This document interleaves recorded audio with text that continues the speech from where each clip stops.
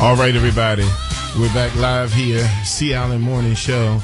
I tell you, the hour has gone. My time is almost up. Is Showtime still on the phone?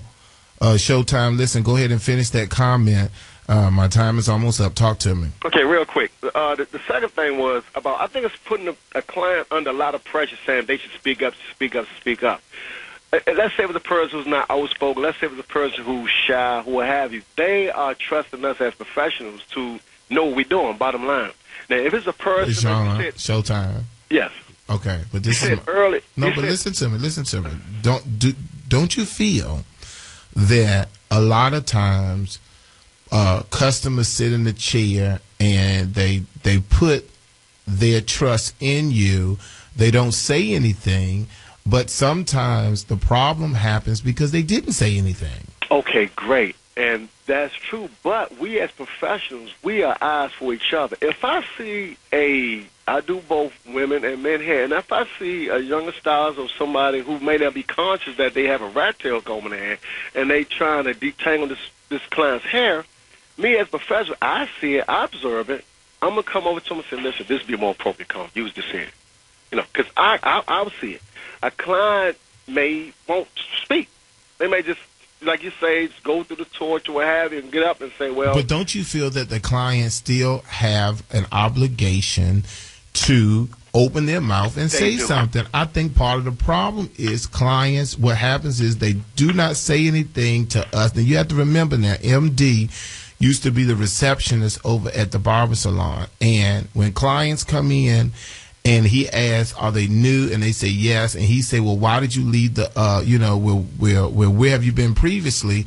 And the common thread is always that, they would say that, oh, the last guy I went to, they didn't pay attention to me, or they didn't listen, or I didn't like my haircut. A lot of that could be avoided if we had communication. And that's true. And that's true. I agree with you wholeheartedly. Also, to kind of guide them into saying something, you can also, with your consultation, you turn a person around. If you can observe and look, if they see their face switching or they making these gestures, you also, as a stylist, too, it's still your part to be observing and look to see what's going on with your client. And just flat out ask them, is everything okay? Is your service going fine or what have you? Well, then I do also think, but I do also feel that part of the problem is that where is the consultation, especially in the barbershop? Most of the times I see people say haircut. Yeah, you sit in the chair. What kind of haircut would you like, sir? Yeah, give me a fade with a little tip in the back. Okay, and they don't say anything else to you until they finish the job. What's there? Where is the consultation, Showtime? Where is the looking, analyzing the scalp? Where is the once you comb that person's hair, you see that they have a dry scalp? Where is this conversation going to come about how they need a shampoo, how they need some kind of treatment? When is that going to come up? I rarely see that in barbershops. Well, this is what it is. A lot of people over the time. It was a gentleman called earlier. He says he's an older gentleman, and a lot of us have gotten away of just actually performing a good service. It got into the technology today. Everybody's moving rapidly, to get clients in and out. And what we have to do is get back to pampering our clients. We are serving as professional stylists and barbers. All right. We are serving, and we are in the beginning, the first 2 minutes of anybody sitting in your chair should be about hair. That's right. First 2 minutes. That's right. Good morning. How you doing? My name is Mr. Wiggins. How can I service you? Well, I'm here to get a regular haircut. And then once they tell you what they want, you as a professional, you observe and you tell them other things that they see. But you know what? This is the last one, Sean. I got to go with this. Is the next time that we do, the next time we have a conversation about barbering, we definitely want you to come into the studio. But listen, this is the last. Yeah. My other issue is, let's say I have a head full of hair and I want. Let's say I tell them I want a half an inch off or something. But what happened to taking off what I think is a half an inch and then showing me the mirror, opposed to you going ahead and doing the whole service, and then when I get the mirror, you took way too much hair off my head. Exactly. What I teach is show younger barbers safety, safety, safety. If you're not sure what a half an inch is on overly curly hair, if you're not sure with a half an inch with curly or fine straight hair, what you do, because what a half an inch is to you may not be a half an inch to Exactly. So what you do in turn, you face it to the mirror. You use a larger gun. You use something that's going to take off that much. Exactly. And you cut something. You observe and look, sir, is this man, was this Got you. enough? Showtime. And so forth and so forth. Showtime. Gotta go. But we'll definitely pick this up next Thank time. you for having me. Love the show. All right. And have a great day. All right. Thank you. All right, everyone. Tips and warnings before we go. I promised you that the first one is for clients and listeners. Remember your clients during the holidays. I think that's very important. It is so important that on your Christmas list, you remember the lady that's been making you look good all year. On your Christmas list, you remember the barber who's been taking care of you all year. That is important. We look forward to the holiday season.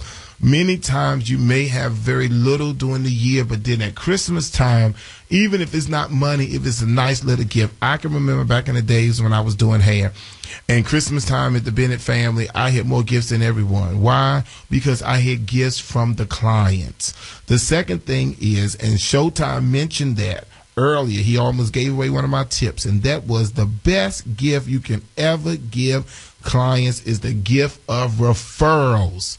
Let me say that again. The best gift you can give, the gift to a client, is a gift of referrals. Telling somebody else where you go to get your service. Recommend that barber or that stylist, because that is the best gift, because you can now refer them more clients that they can continue to build their book and live an awesome financially blessed life. But you got to be able to refer your clients.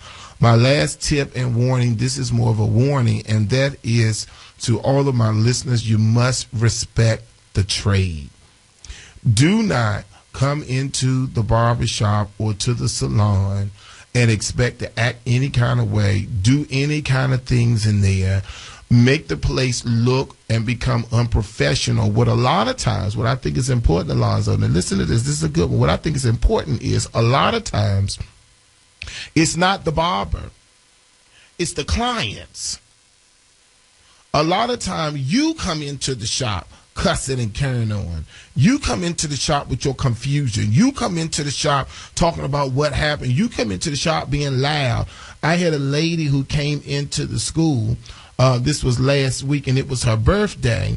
And I tried to ask her for her ticket, and she didn't want to give me her ticket. She was like, oh, it's my birthday. Go sit down somewhere. I done had a couple of Hennessy and all this other kind of stuff. Ma'am, that is inappropriate. And the problem that I have is that a lot of times, and this goes on and on, we can go on and on all day, but my time is up. The problem that I have is how we also look at the industry. You have to remember that it's not that many professions where you can get a license for to perform services on the public. Some of you must remember the history, especially of barbers and barber stylists. You must remember that before they became just strictly barbers cutting hair, the dentistry came out of the barber profession. This is the reason why the barbershop chair and the dental chair is almost identical, because back in the ancient times, barbers pulled teeth, they did bloodletting, and they performed minor surgeries. That's how it was. Barber surgeons is what it was called before they took away the surgeon part and just have barbers strictly do the hair. But it was barber surgeons. Why do you think, Alonzo, you see the barber pole red, white, and blue? The red stands for the blood. The blue stands for the veins. The white stands for the bandage, because they were barber surgeons. So you learned something today. That base was the basin that the blood drew that went down to the basin. So what's important is when you look at that red, white, and blue, now you know, because you learned it on the Sea Island Morning Show. The red is for the blood. The blue is for the veins. The white is for the bandage, because that's what we did as barbers in ancient times. So you're telling me that now we're going to turn it into some kind of unprofessional profession? No. We're going to pull our pants up. We're going to make sure that we don't have our earplugs in our ear or our cell phone piece in our ear while we're cutting. We're not going to talk on the telephone the whole time we're doing clients. We're not going to do any of that because we're going to remember our profession. Our profession as barber surgeons, being able to be, and what bothers me is, I only got 30 seconds left, but what bothers me is the surgeons are held at the top of the list at a high esteem, but then barbers, they say it's not a viable career. All right, everybody, my time is up. This is C. Allen here on the C. Allen Morning Show featuring Bennett and Brown. I know you miss Seven Brown. You're going to be listening to her soon. We gave her the summer off so she can enjoy her family. Listen to me. Go to BennettCareerInstitute.org for our summer series. We got some free classes as well as classes for $49. Bennett Career Institute, 2 N's, 2 T's, BennettCareerInstitute.org. We're also registering now for day and evening classes. My time is up. Remember, everybody, pamper yourself because it's your duty to be beautiful.